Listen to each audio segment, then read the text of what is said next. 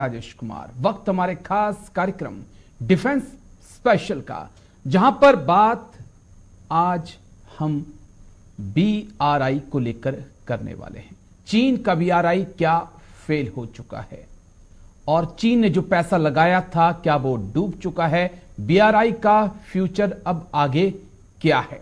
क्या चीन के राष्ट्रपति शी जिनपिंग ने जो सपना देखा था क्या वो टूटने जा रहा है या टूट चुका है?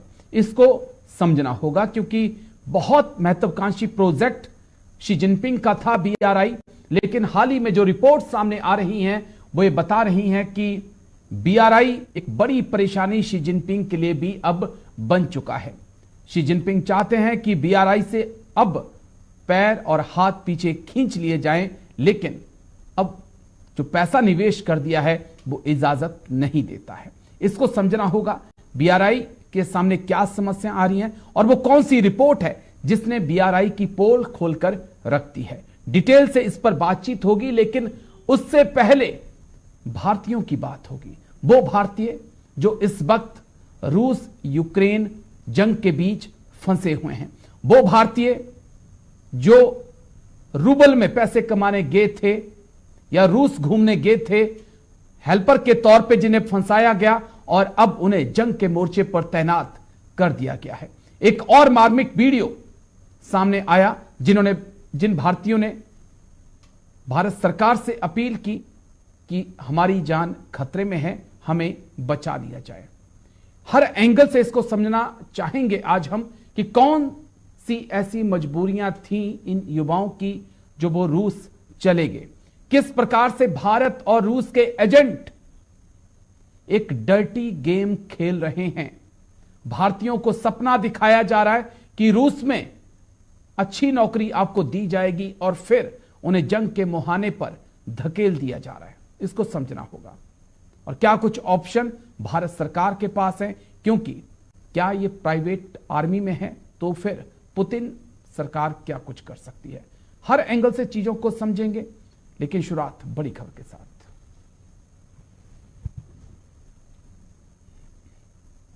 तो बड़ी खबर आपको बता दें इस वक्त की, रूस में फंसे भारतीयों का नया वीडियो आया सामने।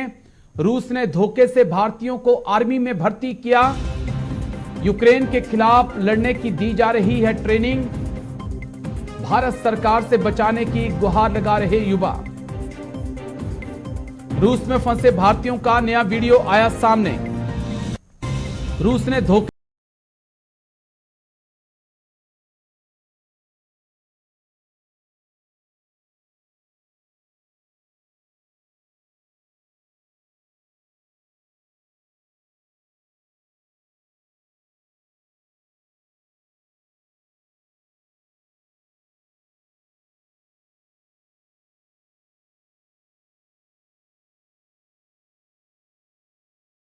वीडियो आया सामने। रूस ने धोखे से भारतीयों को आर्मी में भर्ती किया। यूक्रेन के खिलाफ लड़ने की दी जा रही है ट्रेनिंग। भारत सरकार से बचाने की गुहार लगा रहे युवा। यूक्रेन के खिलाफ लड़ने की दी जा रही है ट्रेनिंग। बड़ी खबर आपको बता दें इस वक्त की, रूस में फंसे भारतीयों का नया वीडियो आया सामने। रूस ने धोखे से भारतीयों को आर्मी में भर्ती किया। यूक्रेन के खिलाफ लड़ने की दी जा रही है ट्रेनिंग। जल्दी से ग्राफिक्स प्ले कर दीजिएगा। उसके बाद क्या कुछ उन युवाओं का कहना है वो वीडियो भी हम आपको दिखाएंगे। पंजाब हरियाणा के ये युवा रहने वाले हैं, इनका वीडियो भी आपको दिखाएंगे, लेकिन पहले ग्राफिक्स के जरिए पूरी जो जानकारी है वो मैं आपको दे दूं। नए साल पर रूस घूमने गए थे, एजेंट ने रूस घुमाया, फिर बेलारूस ले गया। बेलारूस में छोड़कर वो गायब हो गया। बेलारूस ने रूसी सेना को इन्हें सौंप दिया। रूसी सेना ने एग्रीमेंट पर साइन कराया जो कि रूस की भाषा में लिखा हुआ था। Next graphics. यूक्रेन सीमा पर जंग लड़ने के लिए भेजा। 60 अन्य भारतीयों को भी झांसा दिया गया है, वो भी फंसे हुए हैं। हेल्पर के नाम पर भारत में भर्तियां की जा रही हैं। भारत और रूस में ये काम एजेंट कर रहे हैं। सबसे हैरानी की बात, ये काम एजेंट कर रहे हैं। भारतीयों को वापस लाने के लिए बातचीत चल रही है। ये विदेश मंत्रालय पिछले हफ्ते ही क्लियर कर चुका है, लेकिन कितना वक्त लगेगा, क्योंकि एक भारतीय की मौत ऑलरेडी हो चुकी है, कईयों की जान खतरे में है। समझना होगा और डीपली इस मुद्दे को समझना होगा। क्या कुछ ऑप्शन हमारे पास हैं, लेकिन उन भारतीयों का एक वीडियो सामने आया है, मुझे लगता है कि आपको सुनना चाहिए। नमस्कार, हम सब साथी रशिया घूमने के लिए आए थे नवे साल पर, और हमें यहाँ पर एक एजेंट मिला। उसने हमें यहाँ पर घुमाया फिराया रशिया में, और वो बाद में हमें बोला कि मैं आप सबको बेलारूस के लिए ले चलता हूँ, वहाँ पर आप सबको घुमा फिरा के लाता हूँ। और वो हमें बेलारूस लेकर चला गया। हमें इस बात का नहीं पता था वहाँ पर वीज़ा की ज़रूरत होती है, वो हमें ऐसे ही लेके चला गया। और वहाँ जाकर हमसे वो पैसे मांगने लगा, मतलब जो उसने पहले पैसे मांगे थे हमने वो दे दिए, उसके बाद और पैसे मांगने लगा। हमारे पास और पैसे नहीं थे। उसने हमको ना वहीं पर बेलारूस हाईवे पर छोड़ दिया, और वहाँ फिर हमको पुलिस ने पकड़ लिया। पुलिस ने पकड़कर रशिया आर्मी को दे दिया हमें। रशिया आर्मी ने हमें पता नहीं कहाँ पर रखा, 3 से 4 दिन रखा। और हमारे आगे एक हमारी भाषा वाला बंदा आया, मतलब उससे फ़ोन पर बात करवाई और हमारे आगे शर्त रखी, या तो आप सबको 10 साल की जेल होगी, या फिर हमारे साथ एक कॉन्ट्रैक्ट साइन कर लो जिसमें आपको कुछ नहीं करना है। आपको मतलब हेल्पर की जॉब मिलेगी, खाना वगैरह बनाने में, या ड्राइवर वगैरह की कोई ऐसी जॉब मिलेगी, आप हमारे साथ कॉन्ट्रैक्ट साइन कर लो। तो हमने वो कॉन्ट्रैक्ट कर लिया। वो उनकी भाषा में था, हमें नहीं पता था उसमें क्या क्या लिखा है। और उसके बाद उन्होंने हमें ट्रेनिंग सेंटर पर डाल दिया। वहाँ हमें जाके पता चला भी हमारे साथ धोखा हुआ है। उन्होंने हमें आर्मी में भर्ती कर लिया है। वहाँ पर हमारे साथ ट्रेनिंग दी गई। ट्रेनिंग देने के बाद हमें यहाँ पर यूक्रेन छोड़ दिया गया। यूक्रेन हमारे साथ, हमारे जो साथी थे उनको ना फ्रंट लाइन पर डाल दिया गया है। हमारे साथ और भी साथी थे, और हम 7 बंदे हैं जो कि 1 या 2 दिन के अंदर हमें भी कह रहे हैं कि आपको फ्रंट लाइन में डालेंगे और आप सबको युद्ध लड़ना पड़ेगा। हम बिल्कुल भी युद्ध के लिए नहीं तैयार हैं। हमें किसी को भी अच्छे से बंदूक भी नहीं पकड़नी आती, और ये हमें फ्रंट लाइन पर डालना चाहते हैं। हमारी इंडियन एम्बेसी से और भारत सरकार से आशा है कि हमें सबको यहाँ।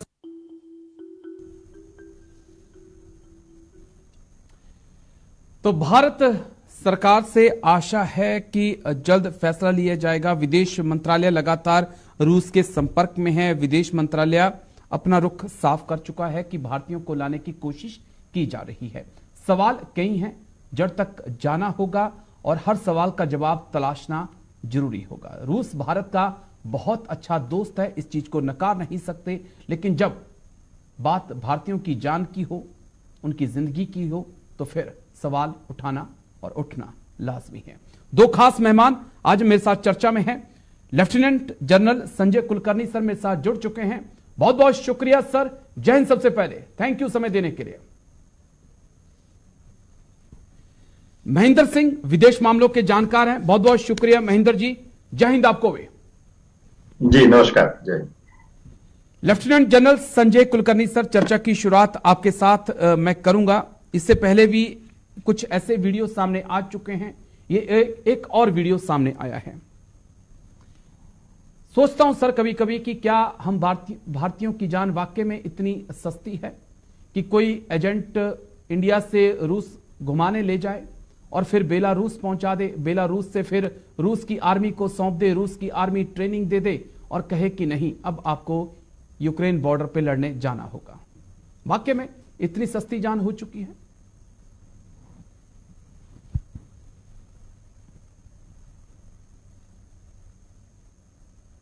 राजेश, आप मेरे से सवाल पूछ रहे हैं? जी संजय कुलकर्णी सर, आपसे सर। राजेश धन्यवाद। पहली बात तो एक हाथ से ताली नहीं बजती, सबसे बड़ी बात। दूसरी कि ये जितने भी बच्चे हैं ये जो गए हैं, जरूर इनको मैं कह सकता हूँ बहकाया गया होगा, लेकिन ये भी जानते हैं कि ये जो कबूतरबाजी और जिस प्रकार से डोंकी रूट का इस्तेमाल करके और जिस प्रकार से भारत के अंदर आबादी इतनी ज्यादा है और लड़ाई में आज की तारीख में अब हम सब जानते हैं कि बूट्स ऑन ग्राउंड जो है वो बहुत जरूरी है। और इससे ज्यादा और कौन जानता है आपके अलावा कि जब तक बूट्स ऑन ग्राउंड नहीं होंगे तब तक वो लड़ाई जो है खासकर रूस और यूक्रेन के बीच में, जहाँ पे यूक्रेन को इतनी जबरदस्त सपोर्ट पूरा अमेरिका, यूरोपियन यूनियन, यहाँ तक कि सामग्री के तौर पर दिया जा रहा है। ये भी कहा जा रहा है कि शायद यूक्रेन की तरफ से बाकी भी कुछ यूरोपियन देश हैं जो लड़ रहे हैं। अब रूस को भी परेशानी है, इस पे कोई शक नहीं। लेकिन ये जो बच्चे हैं और क्योंकि खासकर हमारे यहाँ पे हिंदुस्तान में देखा गया है, उनको लगता है कि बाहर जाकर के तकरीबन $3500 अगर महीने की तनख्वाह मिल जाए वो काफी होती है, और कि जिस परिवार से ये आते हैं तो उसको भी मद्देनजर, और जिस प्रकार से ये कंप्यूटर के द्वारा लैपटॉप पे अपने जा करके देखते हैं, और ये जैसे बाबा व्लॉग्स हुआ, उसमें जो आदमी है जिसने बताया कि इस तरह की भर्तियां हो रही हैं, आप हमारे साथ हेल्पर्स के तौर पर आ सकते हैं, किचन में काम कर सकते हैं, जो मलबा है उस मलबे को हटाने के काम हम आपको दिलाएंगे। तो इस तरीके से वो बहकावे में आते हैं, चाहे वो दुबई के रूट से जाते हैं या कहीं और से, ये जो एजेंट्स हैं सब जगह, क्योंकि इनको भी ये पैसे मिलते हैं रूस के द्वारा, क्योंकि रूस को आज की तारीख में तकरीबन अगर 1.5 लाख या 1.25 लाख लोग वो भर्ती कराना चाहते हैं, तो उनके भी जबरदस्त कैजुअलिटीज भी हो रहे हैं, क्योंकि रूस को भी मालूम है कि लड़ाई जब तक, और स्पेशली फ्रंट लाइन, क्योंकि डोनाट्स के जो रीजन है वो उसको अगर उसका अपने पास रखते हैं, जो 20% है यूक्रेन का, और खास करके वही एक ऐसा इलाका है जिसके शामिल होने से रूस के इकोनॉमी में तब्दीली आएगी। वहाँ रॉ मटेरियल्स है, वहाँ पे ग्रेन का उत्पादन है, वही एक ऐसा इलाका है पूरे यूक्रेन में, और अगर वो यूक्रेन हार जाता है तो जो तकरीबन हार ही गया सबके, और उसके बाद जो रूस के साथ मिल जाता है तो यूक्रेन के पास कुछ भी नहीं बचता है। तो इसको देखते हुए हम देखते हैं कि ये जो बच्चे हैं हमारे हिंदुस्तान के, जिनको वो कह रहे हैं कि हमको बहकावे में लाया गया, बेलारूस में लेकर के गए, बेलारूस से उन्होंने रूस के अंदर अब फौज में भर्ती किया, ये नॉर्मल है, ये भी इनिशियली जानते थे कि क्या होने वाला है, क्योंकि ट्रेनिंग जो है, और क्योंकि इन्होंने पैसे दिए, चाहे इन्होंने 3 लाख रुपए दिए भर्ती होने के लिए, चाहे वो हेल्पर के तौर पर फौज में आने के, तो पैसे शुरू में इन्होंने दिए एजेंट को, एजेंट उधर ले गया। अब ये जो है तकरीबन लोगों को मालूम होना चाहिए, इतने अनपढ़ नहीं, जो 3 लाख 3.5 लाख के तौर पर पैसे जमा करता है हर कोई आदमी और एजेंट को देता है, और जिसको वो जानते भी नहीं, वो फैजल खान कौन है दुबई के अंदर, कौन उनको बेलारूस लेकर के जा रहा है, चाहे वो कश्मीर के बच्चे हैं, चाहे वो पंजाब के हैं, हरियाणा के हैं, हैदराबाद के हैं, कहीं भी भारत के हैं, जो अपने आप को सोचते हैं, चाहे गरीब परिवार से आते होंगे, तो इतने लाखों रुपए दे करके बाहर जाने की कोशिश कर रहे हैं, वो भी गलत बात है। जरूर कोई शक नहीं राजेश कि हम लोग कोशिश करेंगे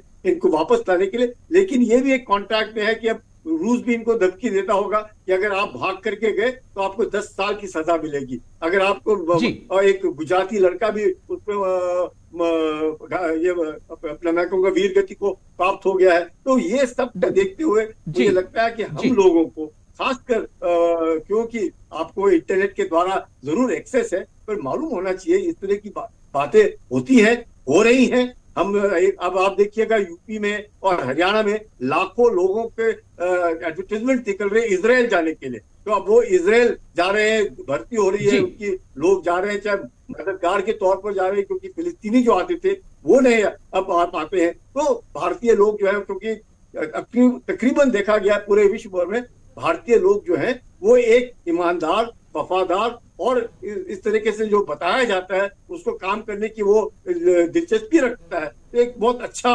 मैं कहूँगा कि एक मटेरियल है, ह्यूमन रिसोर्स है, जो हर कोई चाहता है। तो हम लोगों को भी थोड़ा सतर्क करना पड़ेगा और यकीन करना पड़ेगा। आज एक भारतीय की मौत भी हुई है सर, आज कल एक संजय कुलकर्णी सर, एक भारतीय की कल एक मौत भी हुई। केरल के वो रहने वाले थे, हिजबुल्लाह की फायरिंग की वो रेंज में आ गए, उनकी मौत हो गई। परिवार आज कहता है कि वो बच सकते थे, वो वहां से निकलना चाहते थे, लेकिन जिस मालिक के अंडर वो काम कर रहे थे उसने उनको जाने नहीं दिया। हम इजराइल भेज रहे हैं सर लोगों को, हम बहुत अच्छी बात है, लेकिन ये खतरे भी तो है ना सर, जिंदगी तो वहां भारतीयों की भी जाएगी। ये इस एंगल से भी तो चीजों को देखना पड़ेगा। कुलकर्णी सर। बिल्कुल राजेश, इसमें कोई शक ही नहीं कि हम लोगों को ये सब कुछ देखना पड़ेगा, लेकिन ये जो मैं कहूँगा जिज्ञासा नंबर 1, दूसरा पैसे कमाने का एक जरिया, तीसरा खुद अनएम्प्लॉयमेंट जो भारत के अंदर किसी प्रकार से उनको लगता है कि वो पढ़े लिखे हैं, और जिस प्रकार से आबादी बढ़ रही है, हर एक परिवार में अगर आप 6-7 बच्चे देखें और वो सोचते हैं कि चलो 1-2 बाहर भी चले जाए, कुछ हो भी जाता है तो देखी जाएगी। और उनको भी मालूम है कि तकरीबन रिस्क लेने में अभी इतने जो लोग गए, 100 के आसपास रूस गए हैं, कितने मरे हैं? एक सिर्फ लड़का जो गुजरात का है वो अभी तक मरा है, बाकी तो नहीं मरे हैं ना। बाकी तो पकड़े गए हैं या आना नहीं चाहते हैं, या तो शुरू में उनको लगता है कि बहुत आसान है, पैसा कमा लेंगे, $3,500 है एक महीने के मिलते हैं, इतने तो बहुत ज्यादा होते हैं। और वो जो लड़के दुबई में हैं जिनको 40,000 रुपए मिलते होंगे, उनको भी 1 लाख रुपए के आसपास उधर मिलने शुरू हो जाए। तो ये सब खासकर ठीक है दिस इज वर्चुअली मैं कहूँगा एक इकोनॉमिक नेसेसिटी के तौर पर, और एक ये अपने आप के घर ठीक। के जो गरीबी है उससे बाहर निकलने के लिए। और उन्हें भी मालूम है कि भारत के अंदर अब तकरीबन सबको खाने पीने की सुविधा है, रहने की सुविधा मिल रही है। तो अगर 5-6 बच्चों में से एक बाहर जाकर के अगर कुछ ज्यादा कमा करके घर की ओर भेजता है तो यहाँ की भी स्थिति और परिस्थिति अच्छी बन जाती है। तो ये सब इकोनॉमिक कंपल्शंस हैं जिसके कारण ये जाते हैं। पर जरूर जी। मुझे कोई शक नहीं ठीक है कि सर। सरकार पूरी मैं कोशिश करेगी। माफी इन चाहूंगा बच्चे सर, जो मुझे एक नहीं छोटे से रहना ब्रेक के चाहते, लिए रुकना होगा। डॉक्टर महेंद्र जी, आपसे भी माफी चाहूंगा, माफी चाहूंगा आपसे, एक छोटे से ब्रेक के लिए मुझे रुकना है। ब्रेक के बाद मैं सीधा सर आपके पास आ रहा हूं। कई और सवाल हैं मेरे कि क्या वाकई में इतना आसान है हिंदुस्तान से मॉस्को पहुंच जाना और बेलारूस पहुंच जाना? क्या भारत की जो खुफिया एजेंसियां हैं उनको कुछ पता नहीं है कि कौन से एजेंट क्या काम कर रहे हैं? इसको समझना होगा। लेकिन की बात लगातार जारी है। 80 से ज्यादा युवा रूस में फंसे हुए हैं। उनमें से कुछ के वीडियो सामने आ चुके हैं जो लगातार भारत सरकार से मदद मांग रहे हैं। हर एंगल से चीजों को समझने की कोशिश लगातार जारी है। डॉक्टर महेंद्र सिंह के पास हम चलेंगे। डॉक्टर महेंद्र जी, एक बड़ा अहम सवाल है जो मैंने कहा ब्रेक में जाने से पहले कि अगर एजेंट रूस के और हिंदुस्तान के मिलकर काम कर रहे हैं तो देश की खुफिया एजेंसियों को पता होना चाहिए। कोई भी अगर युवा यहां से मॉस्को उतर रहा है, रूस जा रहा है, तो वीजा देने का काम, पासपोर्ट देने का काम सरकार का है। उसके बिना एयरपोर्ट से वो उड़ नहीं सकता है। वहां पे एम्बेसियां भारत की मौजूद हैं, उनको भी पता होना चाहिए सर। और नहीं पता है तो शायद हम अंधेरे में जी रहे हैं। इससे पहले एक बड़ा हवाई जहाज 300 से ज्यादा भारतीयों को लेकर दुनिया भर का चक्कर काटता है। डंकी रूट से अमेरिका जाना चाहते थे, फ्रांस में अटके रहते हैं। पूरी फजीयत इस देश की होती है। उसके बाद वो फिर हिंदुस्तान लौट कर आते हैं। वो भी सब कुछ अवैध तरीके से हो रहा था। तो क्या वाकई में इतना आसान है सर? पासपोर्ट भी बन जाए, वीजा भी मिल जाए, आप अमेरिका भी पहुंच जाएं, आप फ्रांस भी पहुंच जाएं, आप रूस भी पहुंच जाएं, और हमें कुछ पता ना हो कि हमारे बच्चे कहां जा रहे हैं? नहीं, देखिए, निश्चित रूप से राजेश जी ये बहुत बड़ी चुनौती है। और ह्यूमन ट्रैफिकिंग जो है, अगर हम बात करें तो इसको लेके सरकार भी गंभीर है और इसको और गंभीरता से लेने की आवश्यकता है। जिस तरीके से आपने जो वीडियो दिखाया और उनको वहां घूमने गए थे और वहां पे किस तरीके से एजेंट्स ने फंसा के और जो है फिर उनको युद्ध में झोंक दिया गया। तो ऐसे इस तरीके से अगर अवैध तरीके से लोग जा रहे हैं तब तो वो हो सकता है सरकार से छिपी रहे वो बातें। लेकिन अगर वैध तरीके से वीजा पासपोर्ट लेके जा रहे हैं भारतीय, और ये युवा चाहे नौकरी की खोज में, चाहे वो पर्यटन के रूप में, किसी भी तरीके से, तो उनको सारा डिटेल उनके पास, सरकार के पास और वहां की एम्बेसी के पास और एजेंसीज के पास उनकी सारी डिटेल होती है। ऐसे में निश्चित रूप से बहुत चिंताजनक बात है और सरकार को कड़े कदम उठाने चाहिए। अगर कोई अपने मन से अवैध गतिविधि कर रहा है, वो बिना वीजा पासपोर्ट के अवैध तरीके से, जो कई हमने केसेस देखे, चाहे कनाडा जाने के, चाहे कुछ पश्चिमी देशों में जाने की कोशिश भारतीय करते रहते हैं, अगर वो एक बार हमारी एजेंसीज की नजरों से बच जाए तो उतनी बड़ी बात नहीं है। लेकिन अगर इस तरीके से वीजा पासपोर्ट लेके वैध तरीके से जो है काम करने जा रहे हैं, या जो है वहां पे पर्यटन के लिए जा रहे हैं, बच्चे शिक्षा के लिए काफी संख्या में बच्चे जाते हैं, तो अगर उनके साथ इस तरीके की घटनाएं हो रही हैं तो ये बहुत बड़ी चुनौती है विदेश मंत्रालय के लिए, हमारी जितनी भी हमारे एम्बेसीज हैं उनके लिए, हमारी जो सिक्योरिटी एजेंसीज हैं उनके लिए, खासकर जो विदेश में सक्रिय, अगर हम रॉ की बात करें तो ये निश्चित रूप से सरकार को इस पर गंभीर कदम उठाने चाहिए। और अभी फिलहाल हमारी कोशिश होनी चाहिए, जिस तरीके से भारत सरकार ने आगे बढ़ के दूसरे देशों में फंसे भारतीयों को निकालने की पूरी कोशिश की है, अगर हम देखें तो चाहे वो अभी ओमान की घटना हो, तो इस तरीके से तो भारत को पूरी कोशिश करनी चाहिए। और रूस के साथ हमारे बेहतर संबंध हैं, प्रधानमंत्री के व्यक्तिगत संबंध जो है रूसी राष्ट्रपति से हैं, तो ऐसे में हमारे युवा बच्चों को इनको निकालने के लिए पूरी कोशिश सरकार को करनी चाहिए। इस तरीके के वीडियो जो है करनी पूरे चाहिए। देश को ठीक है, दुखित मैं करते हैं। मैं फिर आता हूं सर आपके पास कुछ और कड़वे सवाल लेकर मैं फिर आता हूं, लेकिन एक कड़वा सवाल lieutenant general Sanjay Kulkarni sir ये भी है कि जब अग्निवीर भर्ती हुई और नेपाल के युवाओं ने मना कर दिया और उन्होंने वैगनर आर्मी को ज्वाइन कर लिया, हमने कहा कि देखिए वो अग्निवीर की बजाय वैगनर को पसंद कर रहे हैं, लेकिन हमारे युवा भी उसी रास्ते पर चल निकले।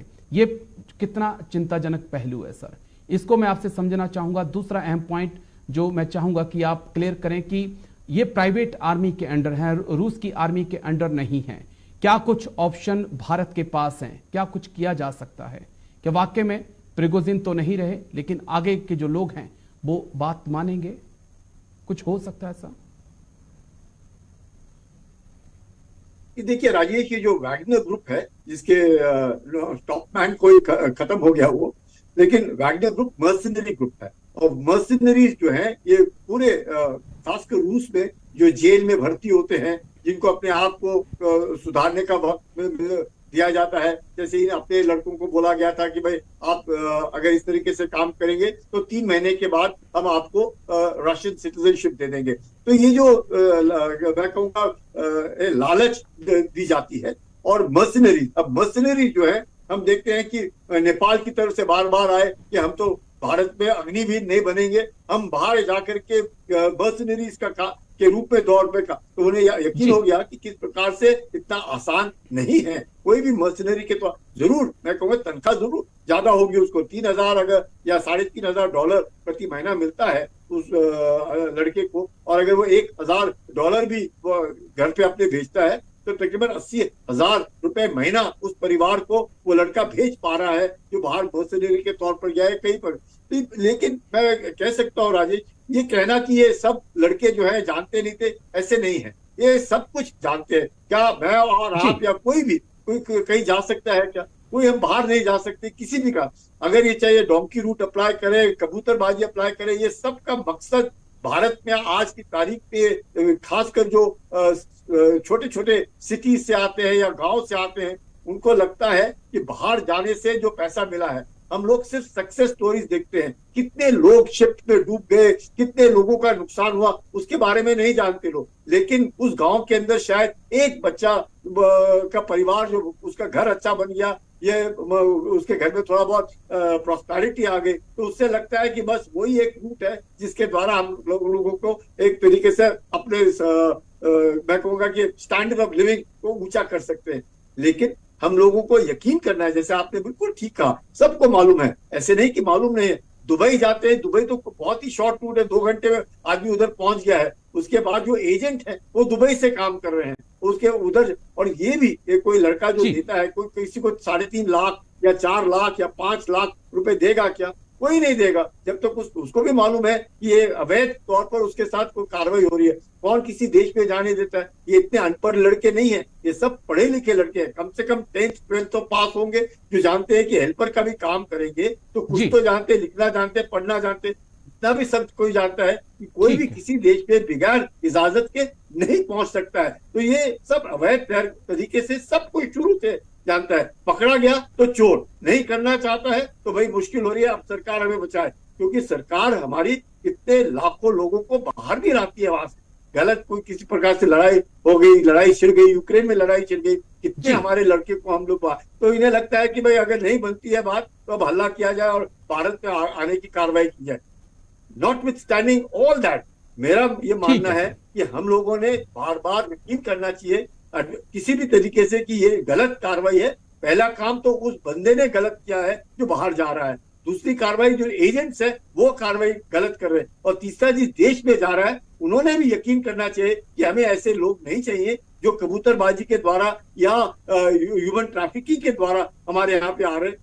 हम उनको नहीं लेंगे, उनको वापस डिपोर्ट कर देंगे जिस देश से वो आ रहे हैं। अगर इस तरह की कार्रवाई की जाए तो होगा। लेकिन अब क्या हो रहा है, रूस को भी लोगों की जरूरत है लड़ाई में, इजराइल में भी लोगों की जरूरत है उनके संभालने के लिए। मैं तो उसका बस इसी सवाल के साथ आऊंगा सर मैं आपके पास रूस को लेकर जी। लेकिन डॉक्टर महेंद्र, मैं जो चीज समझना चाहता हूं कि अब ऑप्शन क्या है सर?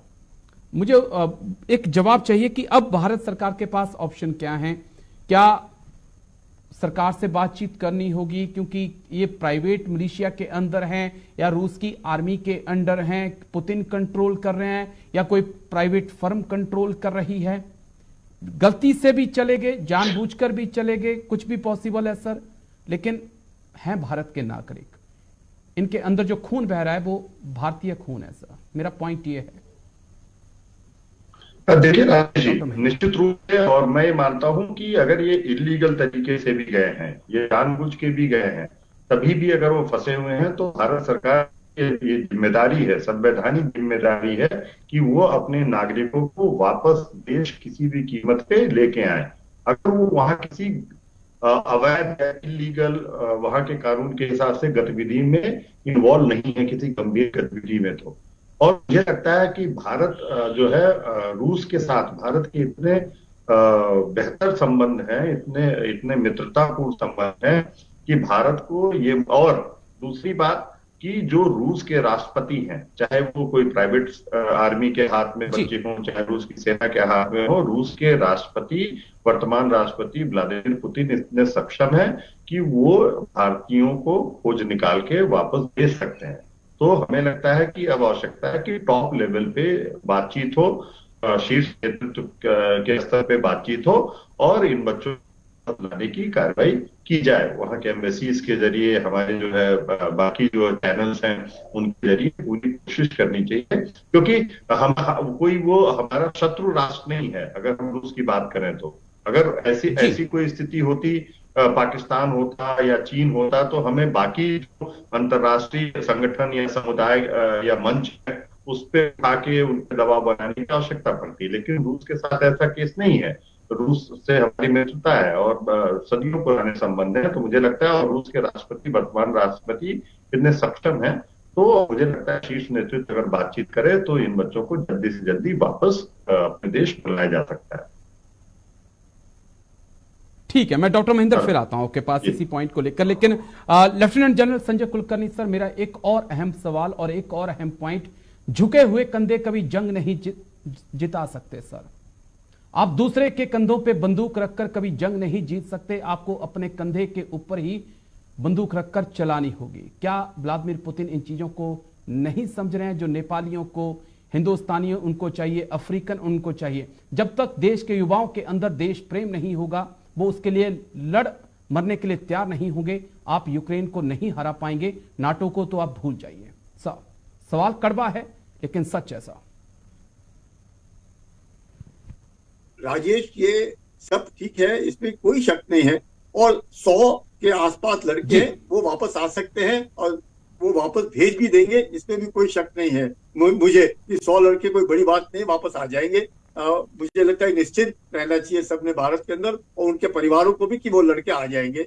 लेकिन अब सवाल जो आपने पूछा कि दूसरे के कंधे से लड़ाई नहीं जीती जा सकती, ये यूक्रेन को भी समझना है कि यूक्रेन रूस के बरखिलाफ खड़ा हुआ। यूक्रेन की आबादी कितनी है और रूस की आबादी कितनी है? अगर यूक्रेन दूसरे के बलबूते से ये सोच करके लड़ने की कोशिश कर रहा है और हम रूस को हराएंगे, और उसकी सामग्री जो है अमेरिका और यूरोपियन यूनियन से आ रही है, और अगर रूस को हराना है, ये सर रूस के पास कंधे अपने हैं, बंदूक दूसरी है। सर माफी चाहूंगा, लेकिन रूस के पास कंधे अपने हैं, बंदूक दूसरों की है। पुतिन के पास बंदूक अपनी है लेकिन कंधे दूसरे हैं सर, ट्रिगर दबाने वाला दूसरा है। ये पॉइंट है सर, फर्क ये है सर। राजेश, इसमें कोई शक ही नहीं है, इतना आसान नहीं है।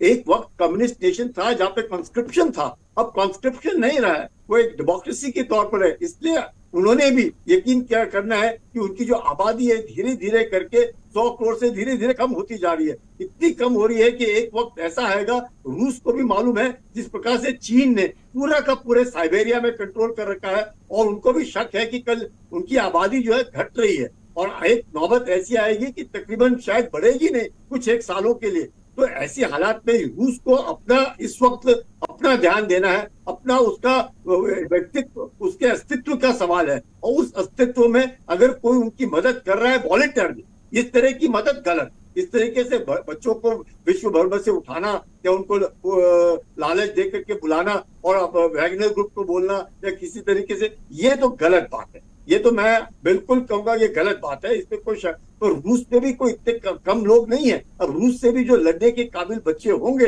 वो भी रूस छोड़ के भागे होंगे, रूस भी उनको रोक रहा होगा। हर सालाना वो तकरीबन 1.5 लाख लोग रिक्रूट कर रहे हैं। इतने लोगों का रिक्रूटमेंट इतने देश में, उतने भर्ती होना, उनके रिजर्विस्ट का होना तकलीफ है। और कौन सोचता था कि ये लड़ाई 3 साल के लिए चलेगी, अब 3rd ईयर में ये लड़ाई पहुंच गई है। तो ऑब्वियसली रूस ने भी नहीं सोचा होगा और अमेरिका भी चाहता है लड़ाई जितनी लंबी खींचेंगे उतना रूस का नुकसान होगा। और मटेरियल नहीं तो ह्यूमन रिसोर्स चाहिए लड़ने के लिए। आपके पास मटेरियल है, अगर ह्यूमन रिसोर्स नहीं है तो आप क्या लड़ेंगे? तो रूस बैकफुट पर है ह्यूमन रिसोर्स को लेकर के, यूक्रेन बैकफुट है मटेरियल को लेकर के। तो दोनों अगर हम देखें तो दोनों को तकलीफ हो रही है। तो लड़ाई जीतने की कोशिश की जा रही है कितनी, और अब साथ में ही इजराइल और हमास के बीच में लड़ाई छिड़ गई है, तो उस इलाके में भी दिक्कत आ रही है। तो ये सब कुछ मद्देनजर रखते हुए ये सोचता है कि अगर जल्दी से जल्दी, और सबको मालूम है कि वैगनर ग्रुप जो है एक मर्सनरी ग्रुप है,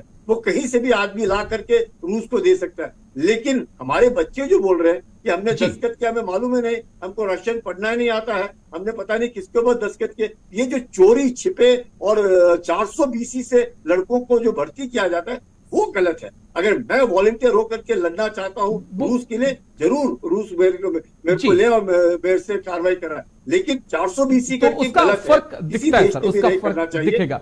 जी सर, एग्री सर। बस एक आखिरी पॉइंट है क्योंकि वक्त लगातार कम होता जा रहा है। डॉक्टर महेंद्र, जो पॉइंट मुझे समझना है यहां पर आपसे, जिस प्रकार से मैंने कहा कि फ्रांस में 300 से ज्यादा भारतीय अटके रहे, अब कई भारतीय जो हैं वो इजराइल भी भेजे जाएंगे वहां पर काम करने के लिए। ये एक तो ब्रेन ड्रेन, और ये जो युवा हैं सर, ये इस देश की ताकत हैं जिन्होंने इस देश का निर्माण करना है। हम ब्रेन ड्रेन भी कर रहे हैं और अपनी ताकत को भी खो रहे हैं। एक अलग एंगल से चीजों को पूछ रहा हूं सर, कितना चिंता का सबब है हिंदुस्तान के लिए? डॉक्टर इंजीनियर भारत में पढ़ें लेकिन जॉब जाकर वो अमेरिका, लंदन और गल्फ कंट्रीज में करें, कामगार गल्फ कंट्रीज में चले जाएं। क्या कभी लगता नहीं आपको कि ये बड़ा चिंता का पहलू है हमारे देश के लिए? डॉक्टर महेंद्र, देखिए राजेश जी, इसको दो तरफ से अगर हम देख सकते हैं। एक तो अगर हम टॉप लेवल पे बात करें, जो ब्रेन ड्रेन की बात होती है, जो बहुत ही ज्यादा प्रतिभाशाली जो हमारे नागरिक हैं, चाहे वो इंजीनियर्स हों, चाहे वो डॉक्टर्स हों, चाहे वो साइंटिस्ट हों, चाहे वो बड़े इकोनॉमिस्ट हों, आप देखिए चाहे जगदीश भगवती की बात कर रहे हैं, और तमाम ऐसी शख्सियतें हैं जो भारत में होती, तो निश्चित रूप से जो है हमारी चाहे अर्थव्यवस्था, चाहे हमारी जो सामाजिक ताना बाना है, वो एक बेहतर स्थिति में होता है। और ये चिंता का विषय है, मुझे लगता है हर सरकार के लिए और एक बौद्धिक वर्ग के लिए चिंता का विषय होना भी चाहिए कि हमारे अंदर क्या वो कमियां हैं कि हम इन प्रतिभावान जो नागरिक हैं उनको हम रोक नहीं पा रहे हैं। निश्चित रूप से हम बहुत गर्व करते हैं जब ये कोई बड़ी उपलब्धि हासिल करते हैं, लेकिन वहीं हमें अपने अंदर भी झांकना चाहिए कि हम इनको रोक क्यों नहीं पाए, खासकर जो अच्छे बड़े वैज्ञानिक। समय का थोड़ा सा अभाव है जी। डॉक्टर महेंद्र जी, माफी चाहूंगा सर आपसे, समय का थोड़ा सा अभाव है, लेकिन बहुत बहुत शुक्रिया lieutenant general Sanjay Kulkarni sir, बहुत बहुत शुक्रिया। महेंद्र जी, आपका भी मेरे साथ जुड़ने के लिए। बच्चे रूस में फंसे हुए हैं, इस देश के वो नागरिक हैं, एजेंट उन्हें बहलाकर फुसलाकर ले गए, या वो रूस घूमने गए थे और वहां से उन्हें बेलारूस ले जाया गया और फिर जबरदस्ती उन्हें रूस की फौज में या वैगनर आर्मी में भर्ती कर दिया गया। सवाल इस बात का है कि वो कैसे भी वहां पर पहुंचे, लेकिन उनके अंदर जो खून बह रहा है वो भारतीय बह रहा है, और इसलिए चिंता वाजिब है और उनको लाना भी जरूरी है। हालांकि विदेश मंत्रालय का कहना है कि प्रयास जारी हैं और जल्द ही ये भारतीय फिर से अपनी जमीन पर होंगे। इंतजार रहेगा। तो आज मेरे साथ डिफेंस